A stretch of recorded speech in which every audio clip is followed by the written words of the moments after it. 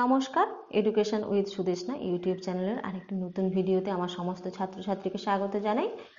আজকে আমরা ক্লাস 6-এর কুমুদ রঞ্জন মল্লিকের লেখা মেনি নামক কবিতাটি পাঠ করব।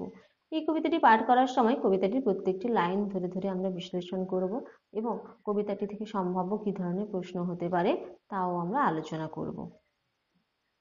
তাই তোমরা যারা এই মুহূর্তে ভিডিওটি দেখছো তোমাদেরকে বলবো তোমরা স্কিপ না করে প্রথম থেকে ভিডিওটি দেখতে থাকো এবং এখনো পর্যন্ত যারা চ্যানেলটিকে সাবস্ক্রাইব করোনি তারা প্লিজ চ্যানেলটিকে শেয়ার এবং সাবস্ক্রাইব করে দিও। মেনি হলো একটি ছোট্ট বেড়াল, একটি পোষ্য ছিল, তার নাম ছিল মেনি। সেই মেনিকে নিয়েই কবি এই কবিতাটি লিখেছেন। মেনিটাকে দেখছি না কই তো, কবি মিনিটাকে দেখতে পাচ্ছেন না। অর্থাৎ পোষ্য দেখবে আমাদের বাড়িতে সবসময় ঘুরে বেড়ায়, সবার পায়ে পায়ে করে ঘুরে বেড়ায়। কবি বাড়িতে আছেন অথচ মিনিটাকে দেখতে পাচ্ছেন না। এই পোষ্যগুলো কেমন হয় বলতো, এক বাড়ি থেকে আরেক বাড়ি, আরেক বাড়ি থেকে আরেক বাড়ি ঘুরে বেড়ায়। একটা নির্দিষ্ট জায়গাতে এরা বেশিক্ষণ থাকতে পারে না। মাছ খায় হাঁড়ি থেকে, লাভ নাই কিছু রেখে। এই মিনিটা কি করে, হাঁড়ি থেকে মাছ খেয়ে নেয়। অর্থাৎ কোনো জায়গায় যদি মাছ রাখা হয় এই মিনি কি করে তা বের করে খেয়ে নেয়। হ্যাঁ, কিচ্ছু রাখা যায় না এই মিনিটার জন্য। রাখা দেয় ঘরে দুধ দই তো, শুধু মাছ খেয়ে নেয় এমনটাও নয়, ঘরের দুধ দই সমস্ত কিছুই সে খেয়ে ফেলে। সব বাড়ি সব ঠাঁই গতি যে, নিত্য সবার করে ক্ষতি যে। তার সমস্ত বাড়িতে ঠাঁই, অর্থাৎ বললাম না সে সমস্ত বাড়িতে ঘুরে ঘুরে বেড়ায়, তার সমস্ত বাড়িতেই অবাধ বিচরণ আছে। আমরা যেমন সব জায়গায় সবসময় যেতে পারি না, তার ক্ষেত্রে কিন্তু তা নয়। সে অবাধেই তার ইচ্ছে মতো বিচরণ করতে পারে। নিত্য সবার করে ক্ষতি যে, সে প্রত্যেকটি মুহূর্তে সবার ক্ষতি করে, অর্থাৎ সে খেয়ে ফেলে। এটা ওটা বাড়িতে রাখলে ও কি করে, খেয়ে ফেলে। ছেলেদের বিছানায় আরামিতে ঘুম যায়, করে না কো উৎপাত বইতো। সে কি করে, বাচ্চাদের বিছানায়ও শুয়ে পড়ে। অর্থাৎ প্রত্যেকটি বাড়ির বাচ্চারা দেখবে এই পশুদেরকে বেশি আদর করে, পশুদের সাথে খেলে, পশুদেরকে বেশি সময় দেয়।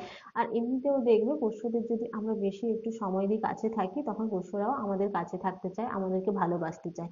যে বাড়ির বাচ্চারা যেহেতু পশুদেরকে বেশি ভালোবাসে, তাই তাই পশুরাও কি করে, বাড়ির বাচ্চাদের সঙ্গেই বেশি সময় কাটাতে চায়। বাচ্চারা যেখানে যেখানে থাকে, যেখানে ঘুমোয়, যেখানে বসে, সেই জায়গায় পশুগুলো মেনি সেই জায়গায় মেনিও যেতে চায়। করে না কো উৎপাত বইতো, সে কিন্তু বই পড়ে না, বই নিয়ে তার কোনো মাথা ব্যথা নেই। দোষ ছাড়া গুণ নাই বিন্দু, তবু কি আকর্ষণ বুঝিতে পারে না মন, ছেড়ে দিতে চায় না কো কিন্তু। তার সমস্ত কিছুই দোষ, তার গুণের মধ্যে গুণ বলতে কিছুই নেই, কারণ সে ভালো কিছু করে না, তাই তার কোনো গুণ নেই। তবু কি আকর্ষণ, তার প্রতি সবার কি আকর্ষণ, সবাই তাকে নিয়ে খেলতে চায়, তাকে কোলে তুলতে চায়, তবু কি আকর্ষণ। বুঝিতে পারে না মন, কবির মন বুঝতে পারে না যে সে তো কোনো ভালো কিছু করে না, তবু এত কেন তার প্রতি আকর্ষণ। ছেড়ে দিতে চায় না কো কিন্তু, তাকে কিন্তু ছেড়ে দেওয়া যায় না। যদি সে দুদিন না আসে বাড়িতে, তাহলে কিন্তু বাড়ির সকলের মন খারাপ হয়ে যায়, ছোট থেকে বড়, বিশেষ করে বাচ্চাদের বেশি মন খারাপ করে। চলে গেল গোটা 3 রাত্রে, আঁখি তারে ফিরিতেছে হাতরে। প্রায় 3 রাত চলে গেল, মিনি বাড়ি ফেরেনি।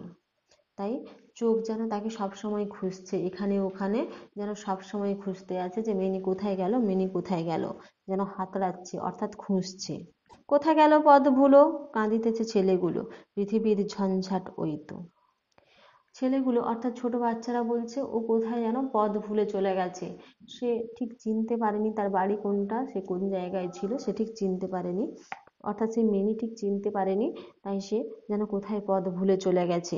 কাঁদছে, বাড়ির বাচ্চাগুলো কাঁদছে আর এই কথা বলছে, পৃথিবীর ঝঞ্ঝাট ওই তো। অর্থাৎ সমস্ত পৃথিবীর যেন আপদ হয়েছিল, অর্থাৎ একটা ঝঞ্ঝাটের মতো ছিল এই মেনি, সে উধাও হয়ে গেছে। আজকে এই পর্যন্ত। যদি তোমাদের কবিতাটি ভালো লাগে তাহলে প্লিজ চ্যানেলটিকে শেয়ার এবং সাবস্ক্রাইব করে দিও।